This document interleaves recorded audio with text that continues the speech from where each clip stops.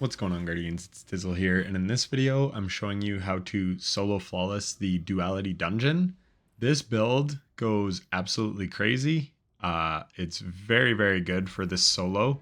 I have said before that Duality is one of the toughest dungeons to solo, and that's because you have to be pretty quick with the mechanics, and it's quite unforgiving in that regard. And you also have to kind of know where you're going and optimize your movement, like in the boss room and in the second one.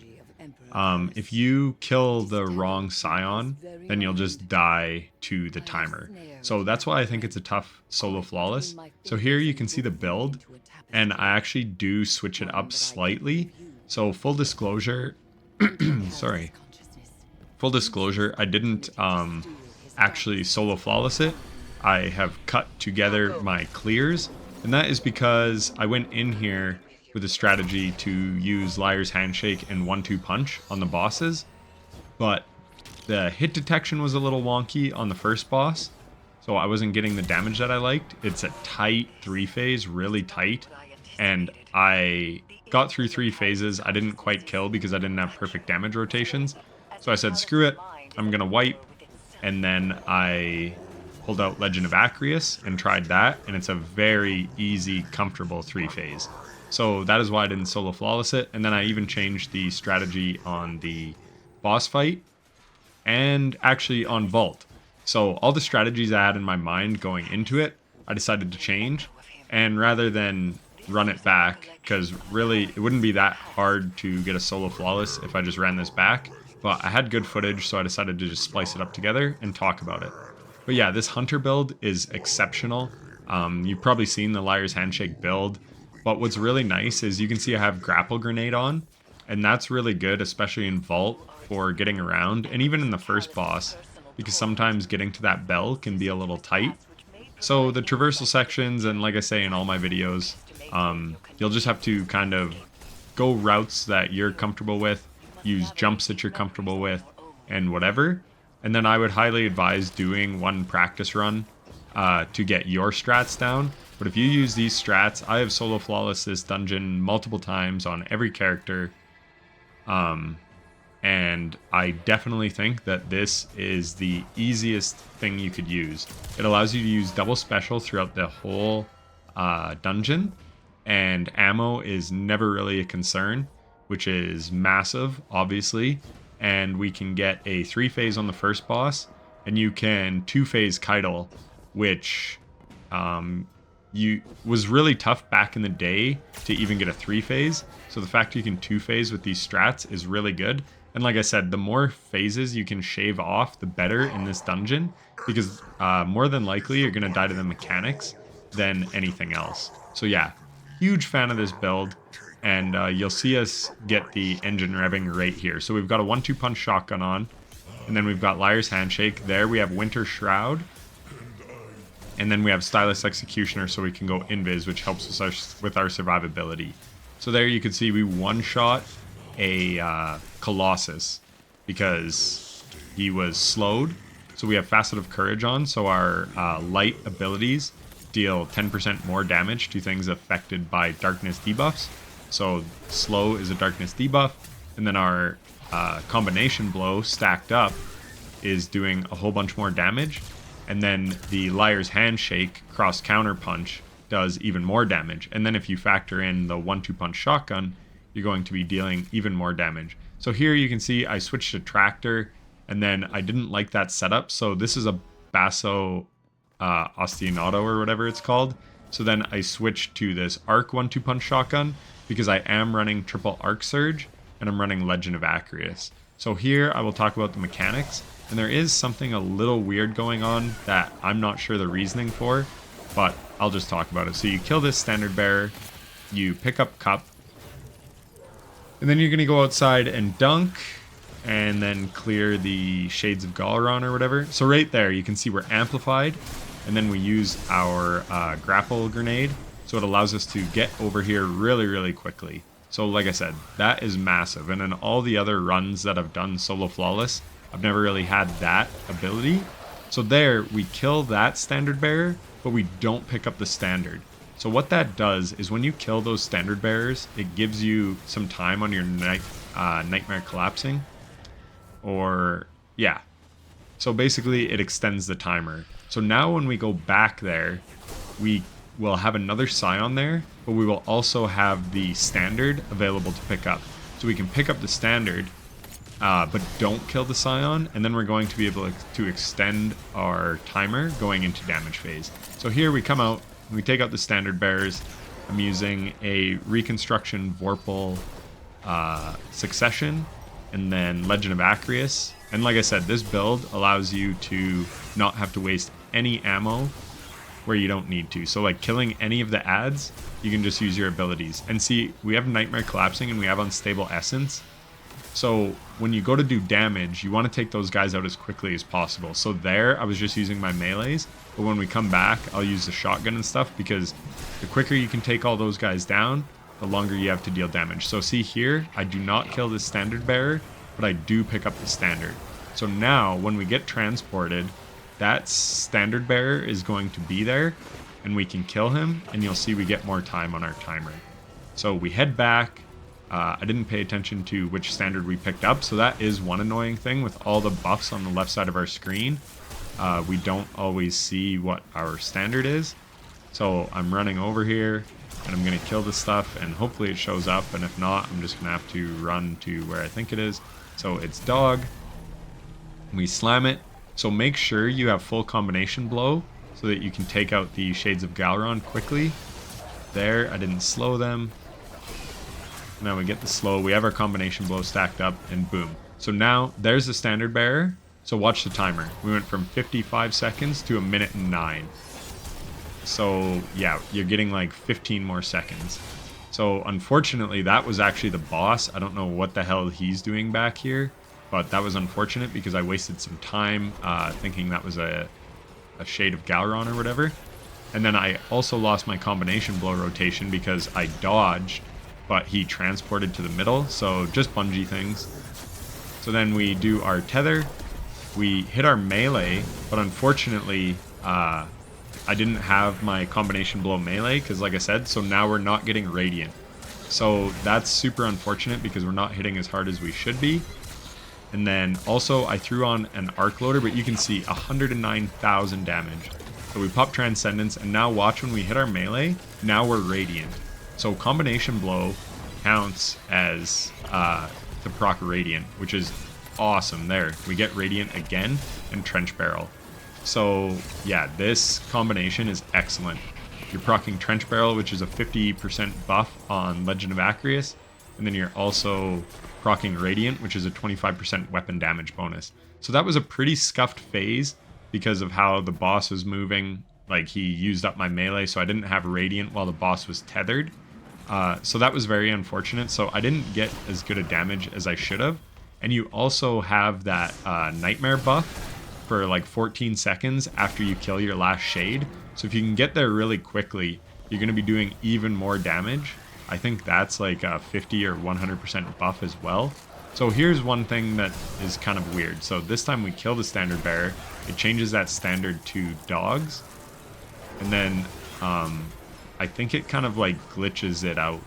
Because I think that thing is supposed to despawn. I think that's what it did in the past. But now it's not doing that. So I think we wind up dunking the wrong standard somehow, and we have to come back. But anyways, like I said, that wasn't even the best damage phase. And we have done a lot of damage. And now look, we're full on ammo again. We have lots of special. So we're pretty much chilling. So now it's just rinse, repeat. We have 27 seconds. Watch when we kill this guy. Go up to 38 seconds. So that time I left the standard, because that's going to allow me to extend the damage phase like I talked about when we go back to pick it up. Oh no, because I killed the guy. Well, now I'm a little confused. But anyways, we dunk this dogs, and I think the door doesn't open up. So something went weird, and I wasn't sure exactly what the reasoning is. No, it's not here. It's on a different one. So there we did open up, so we're going to go and we're going to kill the Shades. And then there, again, we got a special brick. So look, we're completely full on all our ammo, which is awesome. We're only going to use our abilities on these guys because we're not in a race against the clock. So that's the buff I was talking about, unstable essence. So every time I kill one of those guys, I'm getting unstable essence. So if you can get to the boss while you have unstable essence, you're going to be dealing a lot more damage for the first part of the damage phase, which is obviously really, really strong. Take these guys out. Now we go pick up Cup, but unfortunately... Oh yeah, there is a standard bearer there, so we're leaving him. But yeah, I don't know what I was talking about. But like I said, I do think it got glitched on one of these runs, so I'm just going to speed things up. We go to the bell. We dunk Chalice. Again, just having grapple is so nice for movement in this dungeon. Backing up our combination blow so that we can take out those Shades of Galron really quickly. But yeah, there. So look, I dunked that standard bearer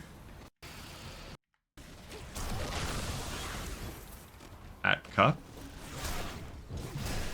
No, I didn't. Okay, so it was completely my fault. Wow, I'm stupid. So I just totally forgot to dunk the thing.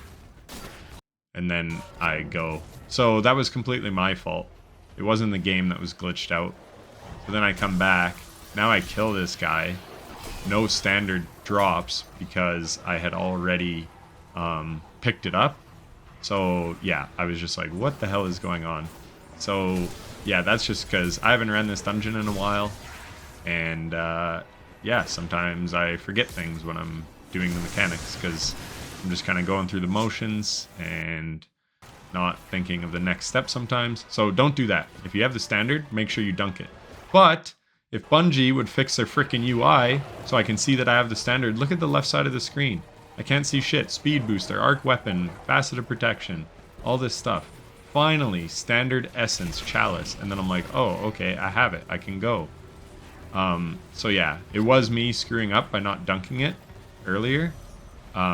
But it's also really annoying that you can't see that stuff on your UI because that is critical information, and they said that they were fixing critical information so that you could see it. And I would really like to see that over faceted protection constantly on my screen. Which brings me to the build. You obviously want to run faceted protection. I'm running Facet of Dawn as well. So when I do my melee, I'm able to proc Radiant like I talked about for the damage phase. And then we also have Facet of Dominance, so I switched to Magnetic Grenades on Keitel so that we can weaken on one of the plates. So again, here, this is what I talked about. You want to go through really quickly. So if I had left that standard bearer up, we actually get out of this one pretty fast. And look, that guy was in a nice spot because we have Unstable Essence. So we're actually able to do a bit of damage with Unstable Essence, I believe. Yeah, there's the boss. See, I shouldn't have messed around with keeping my combination blow going because it really doesn't matter. I want to be dealing damage with Legend of Acreus, especially while I have that buff. So we proc our Transcendence. That's going to let us deal even more damage, like supplemental damage with our grenades, and then 5% weapon damage bonus. So look, there I would have had 15 more seconds of damage. I forgot that I didn't have my grapple there, so it's pretty tight. But we get out just in time. So yeah, both phases kind of scuffed. So there's two-phase potential if you're really quick at taking out those nightmares, and you can get some damage in on the boss while you have that nightmare essence or whatever, so that you deal more damage. But like I said, very comfortable three-phase, where when I was using Tractor Cannon and just 1-2 punch melees, a lot of times the melees weren't connecting, just hit detection issues and stuff. Like when the boss hits you, then sometimes when you kind of counter, it wasn't landing and stuff like that. And then like I said, just realize when you have the essence and just dunk it, because half the time or more you're not going to see it because of all the buffs on your screen. So that's kind of annoying for this dungeon. A lot of the dungeons, Warlord's Ruin is really annoying as well because you can't see your damage window timer.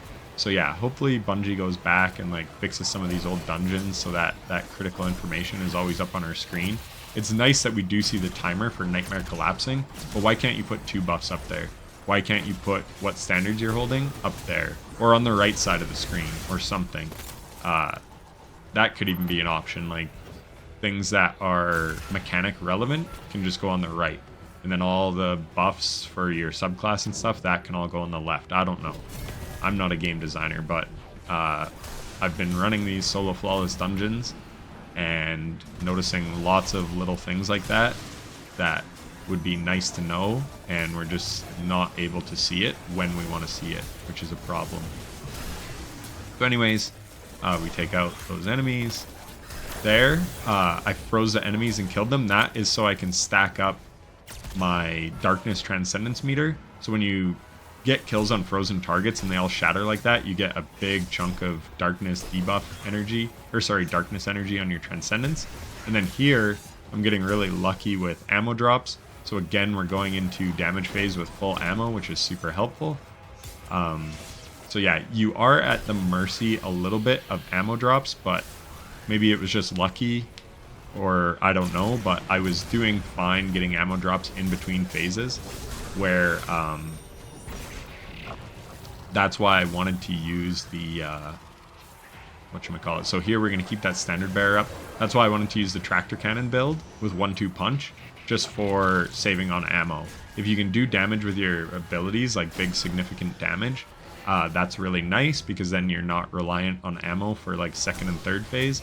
But like I said, Acreus is pretty ammo efficient, all things considered, so it wasn't a big deal in the end. So there, again, I picked up the standard bearer, but I didn't kill the standard bearer, so now when we go back to the room again, he will be there for us to kill.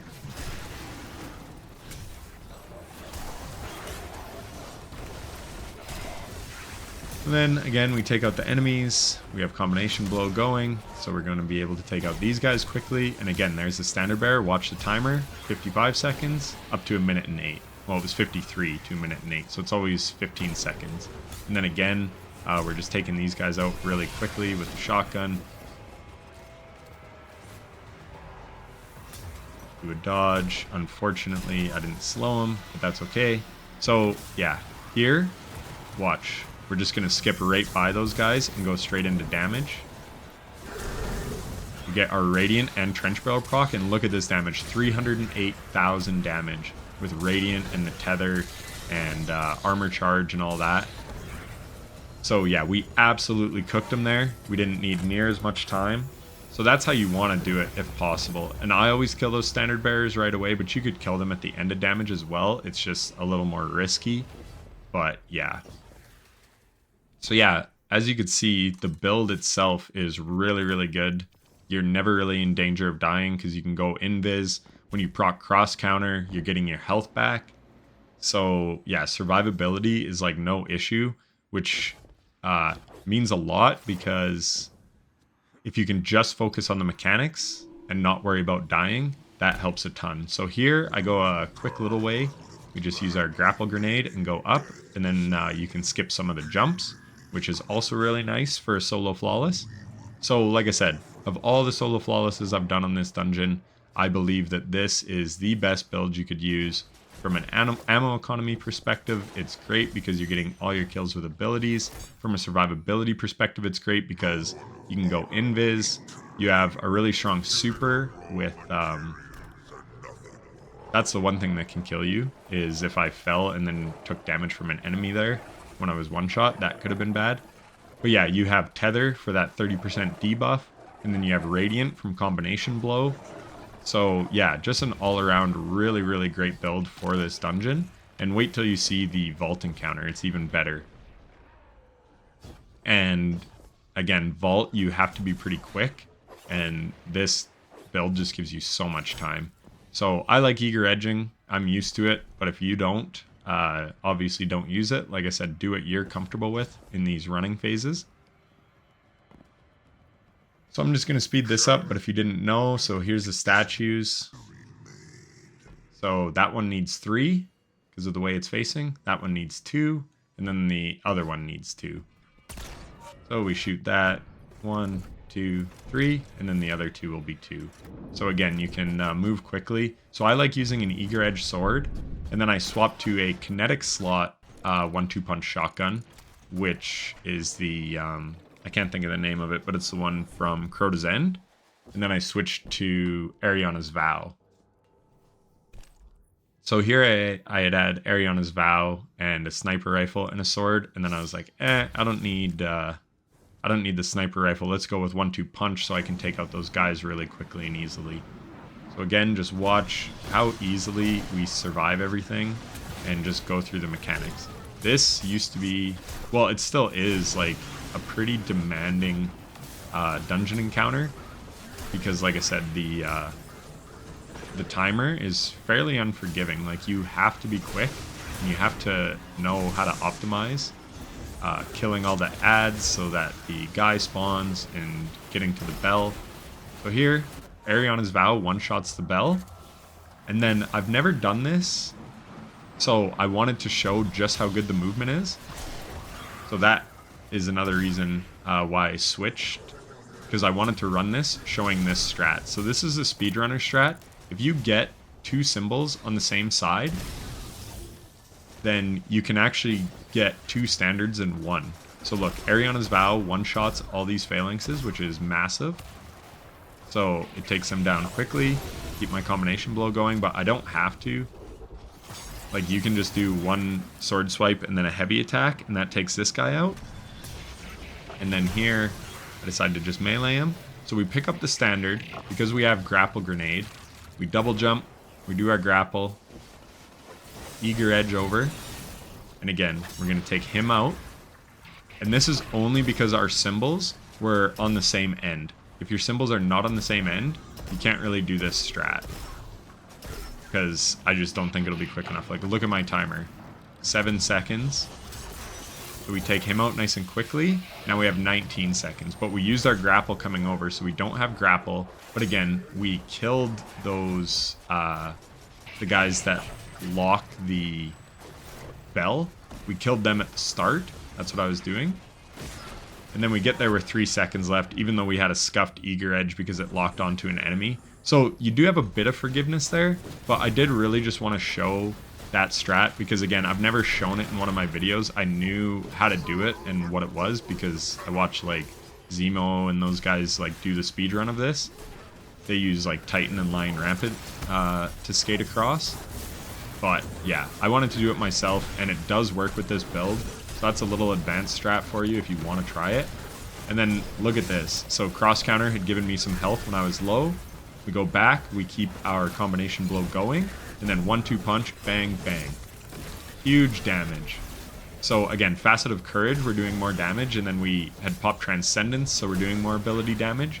And then we threw our Transcendent Grenade on, which is applying stasis, so then Facet of Courage is proccing. We had Tethered, so that's a 30% debuff.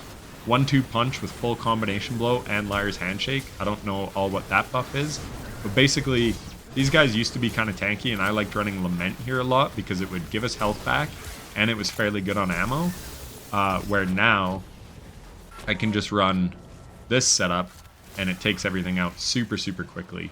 So here I'm not killing those guys that block the bell first. This time I'm coming over here to kill these guys. So the Phalanx didn't die, but for the most part you can one-shot them even in the body. I don't really know what happened there, and I tried getting fancy there, keeping combination blow going. Almost cost me because you could see that Phalanx pooped me, and that can be really dangerous because of the physics in this game. So don't even mess around, just kill them. And then Ariana's Vow, since I ran this last using Ariana's Vow, I don't even know if I ever have. But yeah, you can shoot them, and if you break a solar shield, it causes an ignition. So I just wanted to show you can also use Ariana's to one-tap that other guy that comes in. So what were those guys called? Nightmare Ball Bearers or something? So yeah, you kill them, that opens up the bell, and then you leave. So I prefer to go get the standard first and then kill those guys. But when I did the double strat, I waited for them and killed them first, just so that I knew I had the bell when I was coming back. So again, if you really wanted to optimize and do that, you could, but I do not recommend it in a solo flawless.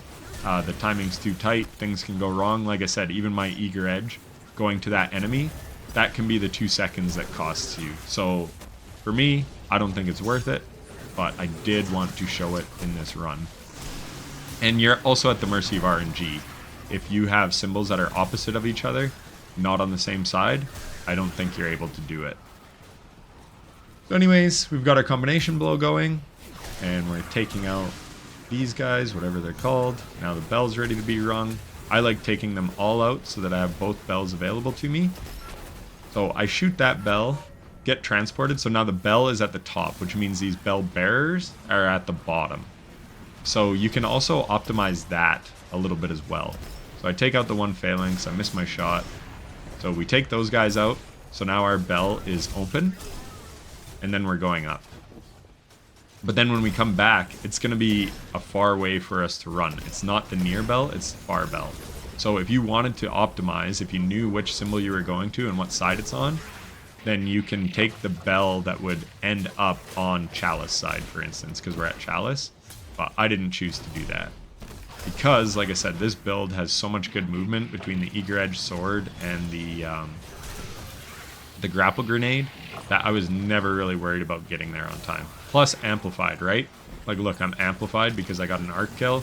So we're amplified, we eager, we do our Grapple Grenade, and boom, we're there in no time. So tons of time. Again, can't recommend this build enough. It's excellent. Super, super good. And that is why I wanted to go back and solo flawless all these dungeons one more time. I don't know if I'm going to in the future, but I wanted to do it since Prismatic had come out, because I just wanted to see how things were feeling. And turns out they're feeling really good.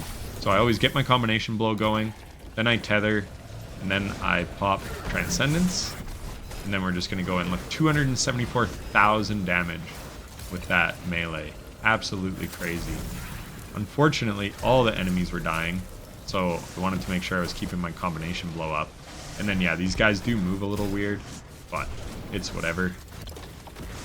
Still a pretty good melt, even though it was kind of scuffed my punches and rocking 1-2 punch. But if you get it, you could see 274,000 once we had all those buffs going, which is obviously significant. I don't know how much health these guys have, but it did a huge chunk to them. So now, we need one more rotation, one more boss to kill. So I get my combination blow going, and then this kind of threw me off because I'm used to always having 2 bells after killing a boss, but because we did two standards in one off the start, it threw off the rotation a little bit. So we have to use our second bell before more bell keepers will spawn. Nightmare Bell Keepers, that's their name. So we get our combination blow going. We had killed those guys, so our bell will be open to us. Our bell is on the side that we're on this time, so that's nice. Just easily just one-shotting these phalanxes, no big deal. Keeping combination blow going. Again, you don't have to. You can take everything out with Ariana's if you want. Totally up to you. Do our 1-2 punch melee, take him out easily. Like I said, this build, oh my god, it is so good for this dungeon. Because that's another thing, when I was going back and doing this, I'm not doing all the dungeons on all 3 classes. I literally don't have time for that. So I just wanted to kind of get a mix. I think I wound up with 4 Warlock, 2 Titan, 2 Hunter in the end. But I was kind of just picking what I think would be best. And then if other people want to run other stuff on the dungeons that I didn't do that on, that's fine. But then I have some builds that are just good in the dungeon on every character, so they could kind of copy that build and just apply it to the different dungeon, and then they could apply the strats from the dungeon onto that character. So yeah, basically it covers both my bases without me having to run 24 dungeons, 8 dungeons, 3 or 1 per character, so 3 characters. Like, that's too much. But like I said, updated strats, updated builds using only Prismatic on every class. It's been really fun, and I actually found out that Bungie stealth buffed some of the bosses just from the end screens, so that's interesting, and you could feel it in game. Obviously I don't have end screens on anything but the final bosses, but you can feel it on the like first encounter bosses as well. Just, again, because I have experience running these lots of times solo flawless and all that, I kind of know how much damage they take to, like, hit 50% damage, for instance.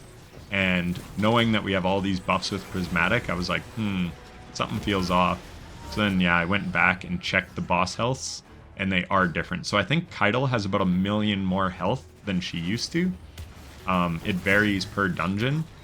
The Kel Echo on Prophecy has like 4 million more health. It's crazy. And again, you could feel that. I don't think it's a bad thing. It's nice that the dungeons are kind of keeping pace with our strength. But, yeah, just something to know anyways. So anyways, we dunked our last standard. We get the tether off. We get the Transcendence. And now we're doing massive, massive damage. Like, look at us melt this guy. Absolutely awesome. So like I said, just can't recommend this build enough. I've probably said that like 10 times now, but it is so good in this dungeon. So that was the easiest vault I've ever done. This has, like I said, good mix of maneuverability with grapple and eager edge and amplified. So that was another reason I never liked running eager edge during vault, because that's a pretty nice roll I got on that Unforgiven as well. I usually never ran eager edge because, like I said, I was running Lament or something that I could do damage to the 3 mini bosses with. But because all our damage is coming from our 1-2 punch combination blow Liar's Handshake melees, then that frees you up to, yeah, run stuff for utility and mechanics purposes instead of for damage purposes. So yeah, I talked in past videos about optimal DPS isn't the only thing that matters. Ease of use in between getting to damage is very, very crucial as well. More crucial, I would say, in a solo flawless. If you have a super hyper optimized DPS build, but it's very tough to get to damage, or it's inconsistent to set up, like you don't always have armor charge, or you need to stack, say, combination blow and make sure you keep your combination blow stacked, and that enemy AI can act weird, right? And then things don't go to plan. That's not as good as just having a build that can get you to consistent damage. I would rather do one extra damage phase and have a build that is as easy as this to get to damage than to, say, shave one damage phase off, but if one thing goes wrong, you're dead, or one thing goes wrong and your whole damage phase is scuffed. So now that one that you were going to potentially save with that hyper optimized build, now you lose it anyways. I get it for speedrunners, absolutely I do, but when you see those guys on YouTube, you're only seeing the runs that work, where the enemy AI did what it was supposed to do and all the stars aligned, and you got all your procs off when you needed to, and you just squeak out a one phase. And that's why it's a world record, because that stuff's very hard to do. But yeah, my guides, it's all about consistency and ease of use. So there, I almost die. So you don't jump up here, you actually just jump to that first platform. Again, I haven't ran this in a while, I kind of forgot. So don't do that. And then once we're up here, I just eager edge over, but then we also have the grapple grenade if you're not used to eagering. So very, very easy, because that is a spot that people would die sometimes at. So here, again, I did a rotation, and I was like, I don't need a 1-2 punch shotgun to deal with anything here. And Acrius is my boss damage phase. So I switched to a fusion rifle, because fusions are excellent on these bell keepers. If you didn't know, those backpacks explode, and they have ruined a solo flawless for me. During damage, Keitel will step on a backpack, it explodes, and you're dead. Where fusion rifles, they kind of obliterate the backpack, which is really, really handy. So in the boss room, you'll see me, and fusion rifles can also one-shot these guys, which is really important, because when Keitel is stomping her way over to the bells, you don't have much time to get those guys down, because you never know which way she's going to go. So you have to react to the way she's going, and then you have to kill those bell keepers quickly, and then stun the bell. So fusion rifles are great for that. So this is Techian Force, but basically any arc fusion rifle will do. The reason you want an arc fusion rifle is because we have triple arc surge for our damage. And again, I've talked about this in my other commentaries, but another reason I wanted to go back and do this with Prismatic is I also wanted to do ones where I'm not really changing the loadout at all. Yes, I change the loadouts to be optimal, like my weapons, but I wasn't changing really anything. I have double hands on the helmet so we can get quick supers. I have double heavy-handed, so every 5 seconds that we get a melee kill, we're making an orb. And then I have one arc loader because arc loader on Legend of Acreus allows its DPS to be the same even if you're reloading it. But you do need a loader mod for that quick reload. And then, yeah, so here you can see I'm going in, I'm killing all these enemies, and I'm constantly making orbs. So then when we make that orb, we're always having our weapon surge up. So you don't really have to stack weapon surges before damage. It's just going to happen. And again, that's another ease of use thing. There are certain loadouts, it's like, oh frick, I gotta get my armor charge before damage. This, you're just passively getting it all the time. And then I have 2 time dilations, so they're lasting 18 seconds. So I basically have 54 seconds of armor charge, which is really important on this boss because it's kind of a long damage phase because, like I said, Keitel stomps around. For this part, I always just go up on one of the sides where the standard is, and then I just remember where the other side is that I have to go to, and then you pick them up both at once. So I have a little map that I check out beside me of where they are, just in case I kind of get disoriented or forget. But the symbols are up in this room, so you can see them. But I would recommend having a little map, just in case you kind of forget or whatever. You can just quickly glance up and see, okay, that's where I'm going. Like you can see cup is bottom right there. So we get our combination blow going. We have full stacks of armor charge. So now we're getting transported. Don't shoot the bell to go because it would spawn in more scions. So just wait for it to TP you. Once it does, take out those middle guys and then look which way Keitel's going. And then again, we're making lots of orbs here. So that's really good. We stun, we tether. And then you have 10 seconds of Waking Resonance. But here, for some reason, so this really sucks that happened because it just makes me miss out on a 2-phase now. Because she stomped even though she should have been stunned. Again, that's just freaking destiny for you. Weird stuff. So here is where a sniper's nice. Now we see Keitel is actually going this way, of course. So if you go near Keitel, you can get her to stomp. And then there, like I talked about, I have my Weaken Grenade, so Facet of Dominance with Magnetic Grenade I also swap to, so that we can get Weaken, and then we keep proccing Radiant and Trench Barrel. So again, not a very good damage phase. I did almost die there, and yeah, that stuff can happen sometimes, just due to unluckiness, basically. Then we proc our Transcendence, and then we go in. I shouldn't have reloaded there, because you can basically only get 6 shots off anyways. So look, that last shot didn't register as full damage. So don't do what I did, where I was trying to get in another Transcendent Grenade. The bulk of your damage is going to come from Legend of Acreus. So just focus on getting, you should be hitting 6 Trench Barrel Legend of Acreus shots per phase. And I didn't do that there. I missed a couple, and that's what keeps us from a 2-phase. But if you have good damage phases, you will absolutely be able to get a 2-phase. It's just that one was really scuffed. You'll see my next one is much, much better.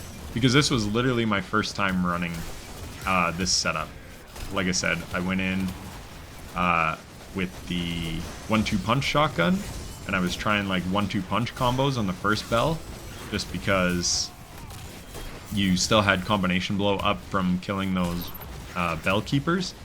But then I realized, okay, Legend of Acreus is actually going to be the way to go here, so I don't want to do that. So as long as you get lucky on ammo drops, you can get a 2-phase. If you don't get lucky on ammo drops, then it's going to be tight. And then I'm running this fusion rifle with rewind rounds and controlled burst, just as backup in case I didn't get... So it's really nice for the bell keepers, like I said, but it's also a really good backup damage option because, like I said, it's arc, so you're getting the arc weapon surge. and then it's supplemental damage if you run out of Legend of Acreus. So again, that is why I switched the loadout up, because I had done one run with the 1-2 punch shotgun, realized, okay, I don't need that, a fusion rifle will be much better, because I knew they're good on bell keepers, and then I ran it back. So that was my first time doing a Legend of Acreus damage rotation. So that's why I'm kind of making this video, to tell you those little tips, because you get 10 seconds of Waking Resonance on the boss, and like I said, that is just enough time, if she doesn't do that weird stomp bullshit, to hit your combination blow melee to proc Radiant and get 3 Legend of Acreus shots off, and then hit another combination blow to get Radiant and Trench Barrel again, 3 more Acreus shots, never worry about reloading, and then when you're done that, she's about to start moving, so then as you walk to the next bell, that's when you want to be reloading Legend of Acreus. So yeah, that is the way to do an optimal DPS rotation with this setup. But again, here you can just see how awesome this is for dunking the standards as well. We're just going invis, super easy. We're getting some freeze kills as well, so that is giving us our Transcendence. And yeah, like I said, we want to pop Transcendence for that extra weapon damage boost, because again, those little optimizations can be the difference between a 2-phase and a 3-phase. So there, I just picked up some heavy ammo, which is really good. So I've got 12, so that's enough for 2 bells. So if I didn't pick up any more ammo from here on out, then I would just use that fusion rifle on the last bell. And like I said, it does do good damage, but I didn't wind up having to use it because I do get lucky getting a heavy ammo drop. But yeah, Acreus is absolutely perfect for this boss in my opinion. You only need like 3 heavy bricks in between your phases, and then you'll be full on Acreus ammo again. And you could run all arc reserves if you want, just as kind of a little bit of backup, but survivability obviously is very important, so resist mods is probably the way to go. But yeah, just another thing you could do. But as you can see, we don't really need resist, because the enemies can't see us most of the time. Because as we dodge, we slow, and then once we get the kill on that slowed enemy, proc Stylus Executioner. So we get a quick melee kill there and there. So just keeping our combination blow going, we dodge, and then take these guys out quickly. We see which way she's going. We run toward her to get her to stomp. And then we're going to take these guys out. Stomps one more time. We're in position. Shoot the thing, shoot the tether. And then for some reason it didn't seem like it procced. We do get a full rotation off, so I just want to show that one more time. So as soon as we hit the bell, you hear that ding. 11 seconds you actually get, but yeah. So there, it didn't feel like it hit. Let's see, did it hit? No, it didn't. See, we don't have Trench Barrel, so that's what I'm watching there to make sure Trench Barrel procs. So those little freaking things in this game, that's the kind of stuff that's going to screw you up. If you miss 3 Trench Barrel shots with Acreus, your DPS is going to suffer hugely. But look at how much damage we did there. So now we kill a Bellkeeper because we know she's going to be coming at least this way, but we had cheated over to mid. She didn't come mid, and then that Bellkeeper actually drops a brick for me. So that was huge. So then we do our weaken grenade, and then there I screw up by doing a reload when I shouldn't have, and look, I don't know if that last one counted. If I didn't do that little reload, we probably are able to get the damage in there. I'm not totally sure. But anyway, and then I should have popped Transcendence in between, because I lose a bit of time popping Transcendence as well.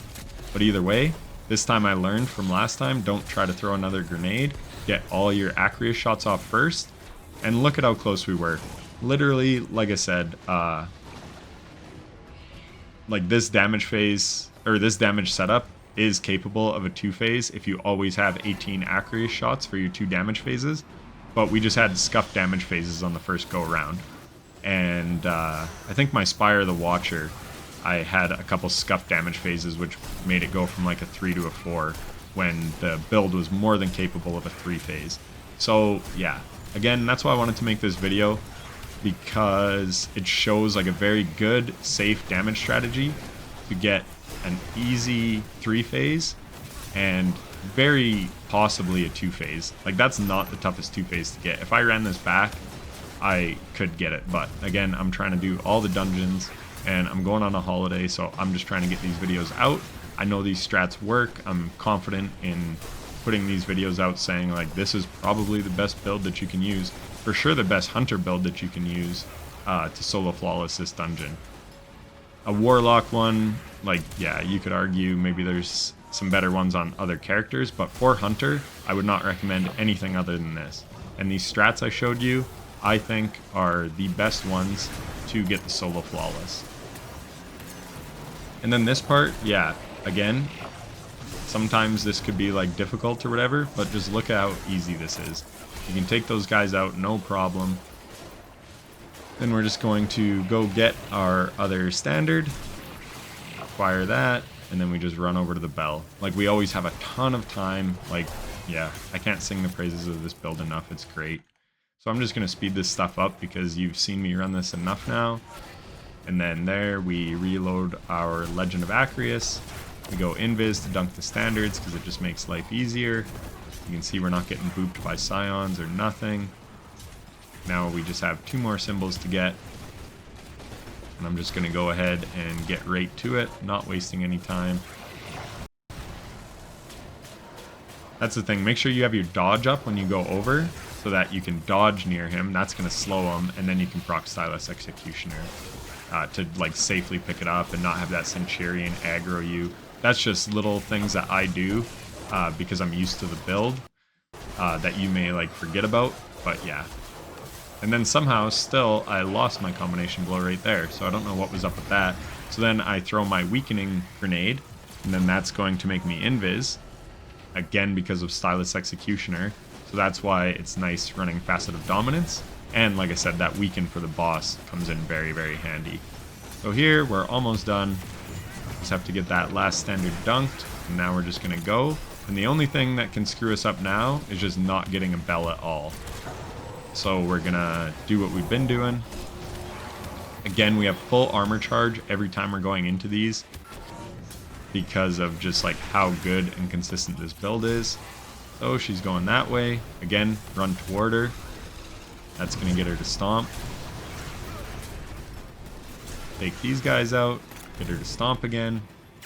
Shoot the bell. Didn't need to pop that at all. Didn't need to do all that. And then just literally 1 Acreus shot. So it was that close to a 2-phase. Very, very good damage strategy, though. And yeah, 5.9 million health. I believe back in the day, it was 4.7 million, like the first time I solo flawlessed it. Anyways, that was it for the video. I hope it was helpful and informative. And if it was, a like and subscription would be greatly appreciated. And I hope to catch you in the next one. Thanks for watching. Take care. He believes it will help him better understand the goals of the witness. The final shape.